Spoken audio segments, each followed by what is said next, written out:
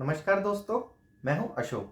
आज के लेक्चर में हम बात करेंगे सरफेस टेंशन के बारे में और इससे रिलेटेड जो एग्जाम में क्वेश्चन आ रहे हैं उनको कवर करेंगे।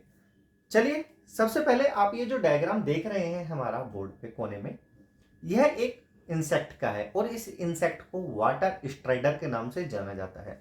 वाटर स्ट्राइडर इंसेक्ट की वह प्रजाति होती है जो पानी के ऊपर चल सकती है और रहती है। देखिए, यह पानी के ऊपर चल सकता है और रह सकता है, इसके पीछे दो कारण हैं। पहला जो इंपॉर्टेंट कारण है वह है पानी की सतह की सरफेस टेंशन, और जो दूसरा कारण है वह यह है कि इनका वेट इतना कम होता है कि यह पानी की सरफेस टेंशन को ब्रेक नहीं कर पाते। चलिए, इसको अभी हम समझेंगे। तो सबसे पहले हम बात कर लेते हैं कि सरफेस टेंशन की सिग्निफिकेंस क्या है, हम इसको पढ़ क्यों रहे हैं। तो देखिए, इसकी जो सिग्निफिकेंस है उसमें एक आता है वेटेबिलिटी। वेटेबिलिटी किसी भी सॉलिड की उस कैपेबिलिटीज को कहा जाता है, उसकी उस क्षमता को कहा जाता है जिसके कारण वह सॉलिड को गीला कर सकती है, यानी उसी के कारण सॉलिड गीला हो पाता है अच्छे से। और इसी प्रिंसिपल का यूज हम पेंटिंग में, कोटिंग में और हमारे क्लोथ की वॉशिंग में यूज करते हैं। इसी के कारण, सरफेस टेंशन के कारण ही हमारा जो ड्रॉप है उसका शेप और साइज डिफाइन हो पाता है। तीसरा, हमारे यह इकोसिस्टम को बैलेंस करने में भी हेल्प करती है, क्योंकि सरफेस यानी जो हमारे वाटर्स होते हैं उनके अंदर कोहेसिव फोर्स होता है जिसके कारण वह एक दूसरे से जुड़े रहते हैं, यानी अट्रैक्शन है सेम काइंड के मॉलिक्यूल के बीच में। अगर ऐसा नहीं होगा तो वह एक दूसरे को रिपल करेंगे, प्रतिकर्षण आएगा जिसके कारण वह एक दूसरे से दूर भागेंगे और उसके अंदर इवेपोरेशन जनरेट होगा, जिससे इकोसिस्टम में बैलेंस जो है डिस्टर्ब होगा। देखिए, इसके साथ साथ सरफेस टेंशन का use oil and gas, pharma industries में, फूड इंडस्ट्रीज में, केमिकल इंडस्ट्रीज में और भी बहुत सारी जगहों पर किया जाता है, इसलिए सरफेस टेंशन बहुत इंपॉर्टेंट रोल प्ले करती है। चलिए, अब हम आते हैं कि भाई सरफेस टेंशन क्या है, इसको कैसे डिफाइन किया जाता है। देखिए, सरफेस ऑब्वियस सी बात है, top layer of liquid. Tension, ये वर्ड जो टेंशन आया है दोस्तों, टेंसाइल फोर्स से आया है। ये है टेंसाइल फोर्स से, यानी कि अगर हम किसी ऑब्जेक्ट पर एक इधर फोर्स लगाएं और एक इधर फोर्स लगाएं तो यह इस तरह का फोर्स टेंसाइल फोर्स कहलाता है। बहुत सिंपल है। तो सरफेस टेंशन लिक्विड की उस प्रॉपर्टी को कहा जाता है जिसके कारण यह, इसकी जो टॉप लेयर होती है वह एक्सटर्नल फोर्स को रेसिस्ट करती है, यानी कि बाहर से लगने वाला एयर के जो मतलब टॉप सरफेस और वाटर है, इसके ऊपर ये जो सराउंडिंग की एयर है एक तरह से फोर्स डालती है, उसको ये रेसिस्ट करता है। इसी को सरफेस टेंशन कहते हैं। थोड़ा सा और समझ लेते हैं। देखिए, सरफेस टेंशन में होता क्या है, ये हमारी वाटर की टॉप सरफेस है। ओके, ये जो मैंने लाइन से रिप्रेजेंट की गई है, इसमें देखिए इसके बहुत सारे, मान लीजिए इनफाइनाइट हमारे मॉलिक्यूल्स हैं। कुछ हम मॉलिक्यूल्स को समझ लेते हैं। इस मॉलिक्यूल्स में मैंने बताया टेंसाइल फोर्स लगता है। एक फोर्स इधर लगेगा F1 और F1 डैश अपोजिट डायरेक्शन में लगेगा, तो यहाँ पे कैंसल आउट हो जाते हैं। इसी प्रकार जो अपवर्ड फोर्स लगता है तो उसका डाउनवर्ड फोर्स लगता है, तो वहां पे भी कैंसल हो जाता है फोर्स। इसी तरह जिस भी डायरेक्शन में फोर्स लगता है उसका अपोजिट फोर्स यहाँ पे एग्जिस्ट है, इसलिए यहाँ पे जो मॉलिक्यूल्स है वो ऑलरेडी बैलेंस में है।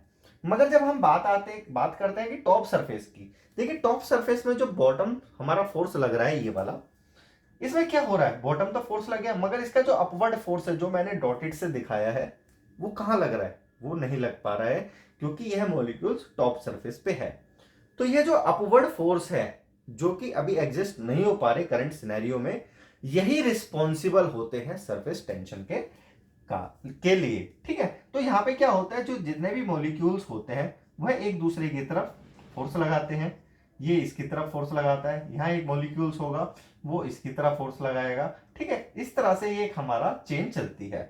और यह क्या कर रही है, एक तरह से बाउंडेशन बना रही है किसके, सराउंडिंग के लिए, यानी एरिया को रेसिस्ट कर रही है। और किस तरह से काम कर रही है, एक तरह से एक इलास्टिक मेम्ब्रेन्स की तरह काम कर रही है, यानी कि एक लोचदार झिल्ली की तरह काम कर रही है जो कि अपोजिट फोर्स को मतलब बचाती है, यानी रेसिस्ट करती है। इसी को दोस्तों सरफेस टेंशन कहा जाता है, क्योंकि यहाँ पे एक दूसरे की प्रति खिंचाव होता है मॉलिक्यूल्स का, इसलिए यहाँ पे क्या होता है, जो एरिया होता है दोस्तों वह मिनिमम होता है। यानी कि यहाँ पे जो एरिया है वो अपने आप को स्ट्रेच करती है, एक स्ट्रेच करती है, इसलिए मिनिमम एरिया हमेशा पाया जाता है सरफेस टेंशन वाले लोकेशन पे।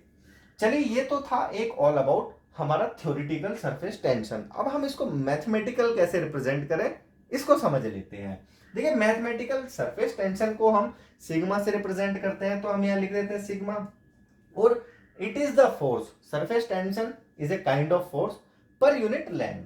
तो ये क्या है, एक है हमारा फोर्स, कहां पे है, पर यूनिट लेंथ पर। ठीक है, इसकी ऐसा यूनिट बहुत सिंपल होगी दोस्तों, फोर्स आपको पता है न्यूटन में होता है, लेंथ हमारी मीटर में होती है, तो यह आपकी ऐसा यूनिट आ गई।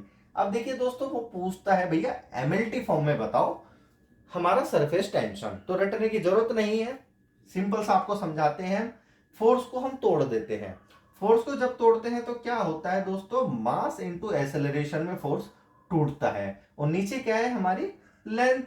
अब हम इसकी यूनिट लिख देते हैं, मास की यूनिट है किलोग्राम, नीचे लेंथ है इसके मीटर। अब एक्सेलरेशन ड्यू टू ग्रेविटी ये क्या होता है, मीटर पर सेकंड स्क्वायर। यहां मीटर से ये मीटर कट जाएगा, बचा क्या, उसको यहां लिख देंगे, एक एम एल टी, मास हमारा क्या है, एक है, तो यहां लिखते नहीं है, लेंथ हमारी कट गई है, जीरो हो गई है, और बचा टी, टी 2 है, और यह जब टी ऊपर आएगा तो -2 में कन्वर्ट हो जाएगा, तो एम टी की पावर -2 हमारी एम एल टी फॉर्म है। बट आजकल क्या देखा जा रहा है, इसको हम एनर्जी के रूप में रिप्रेजेंट करते हैं, और ये भी कई बार एग्जाम में आया है, इसको देख लेते हैं। हम इसको लिख सकते हैं कि सरफेस टेंशन क्या है, एक तरह से एनर्जी है, भाई एक तरह से एनर्जी तो बना रहा है, ये कहां पे लग रही है, पर यूनिट एरिया पे। तो हम इसको ऐसे लिख सकते हैं, surface tension is equal to it is the energy per unit area. Energy की यूनिट हमें पता है जूल होती है, जैसे रिप्रेजेंट कर देते हैं, और एरिया की मीटर स्क्वायर। सिंपल सी बात है, यहाँ पे आपकी जूल पर मीटर स्क्वायर यूनिट आ गई।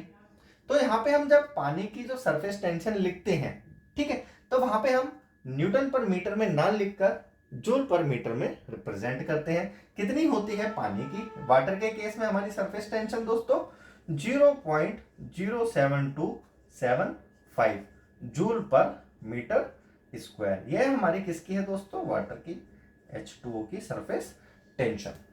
करेक्ट। चलिए अब हम आते हैं लास्ट पॉइंट पे, एग्जाम में सरफेस टेंशन के ऊपर कौन कौन से क्वेश्चन बनते हैं।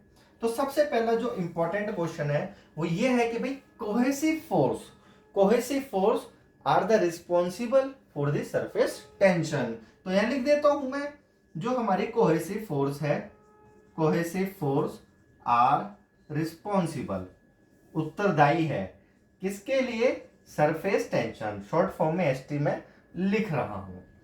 अभी हमें पता चल गया कि कोहेसिव फोर्स ऐसी फोर्स होती है जिसके कारण सरफेस टेंशन जनरेट होती है। मगर सरफेस टेंशन से क्या बनेगा फिर, तो हम यहां लिखेंगे भैया सरफेस टेंशन आर रिस्पॉन्सिबल, मतलब सरफेस टेंशन टेंसिबल से क्या मिलेगा, ड्रॉपलेट, इसका शेप या फिर इसका साइज।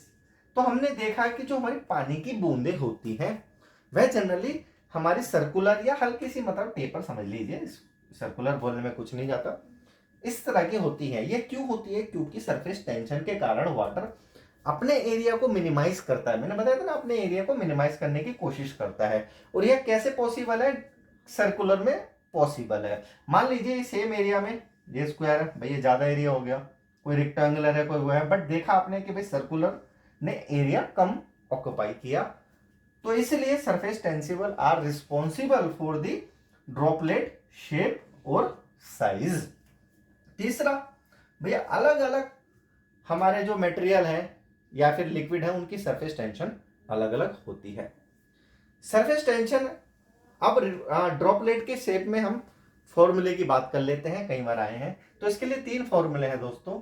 सबसे पहला है जो हमारा ड्रॉपलेट के केस में सरफेस टेंशन ऑफ ड्रॉपलेट, तो यहां पे जो फोर्स लगता है वो क्या होता है, हमारा 4 सिग्मा बाय डी के इक्वल होता है।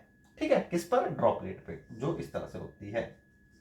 दूसरा हम बात कर लेते हैं hollow bubbles. Hollow bubbles, hollow bubbles मतलब जो अंदर से खोखले हैं, एक बबल्स और उसके अंदर एक और बबल्स। तो यहाँ पे दो फोर्स लग रहा है, एक एक्सटर्नल फोर्स और एक इसका इंटरनल फोर्स। तो यहाँ पे जो फोर्स है वो दोस्तों डबल हो जाता है, यहाँ 8 सिग्मा बाय डी हो जाएगा। और लास्ट जो हमारा सरफेस टेंशन जेट के केस में क्या होता है, वो होता है दोस्तों P equal to 2 sigma by d. तो यह तीन जो फॉर्मूले हैं बहुत इंपॉर्टेंट है, आप इसको याद रखिएगा। हम बात करते हैं सरफेस टेंशन के बारे में। तो यहां पे हम बात कर लेते हैं टेम्परेचर की। देखिए सरफेस टेंशन और टेम्परेचर का रोल बहुत मजेदार है। कैसे? एक बड़ा हो गया तो दूसरा कम हो जाता है। टेम्परेचर, टेम्परेचर अगर आप बढ़ाते हैं किसी भी चीज का, तो उस जहां पे वो सरफेस टेंशन है उस लिक्विड की, और जनरली सरफेस टेंशन जो लिक्विड की पाई जाती है दोस्तों, वो रेस्ट पोजीशन में पाई जाती है, वो क्या होगी? वो कम हो जाती है। अब इसका उल्टा हो जाएगा।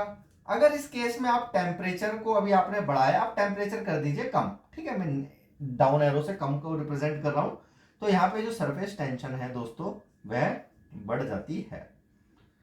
तो यह था दोस्तों ऑल अबाउट हमारा सरफेस टेंशन के बारे में। Thank you for watching.